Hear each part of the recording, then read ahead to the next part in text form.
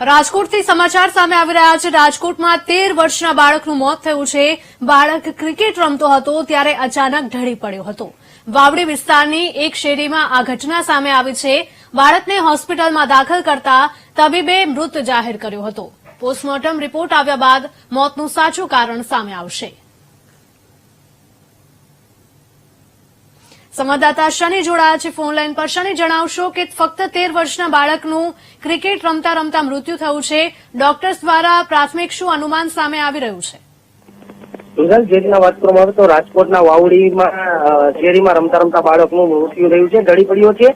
13 વર્ષીય બાળક ક્રિકેટ રમતો હતો અને એકાએક તેમનું મોત થયું છે। મોતનું કારણ જાણવા પોસ્ટમોર્ટમ કરવા માટે રાજકોટ સિવિલ હોસ્પિટલ ખાતે લાવવામાં આવ્યું છે। બાળકને હૃદય રોગ હતો કે અન્ય બીમારી તેમને જાણવા માટે અત્યારે તપાસ હાથ ધરી છે। આ બાળકનું મોત થતા પરિવારજનો અને આસપાસના લોકોમાં અત્યારે જે પરિવારજનો છે તેમાં અત્યારે દુઃખની લાગણી ફેલાઈ ગઈ છે। જી બિલકુલ શનિ, આભાર।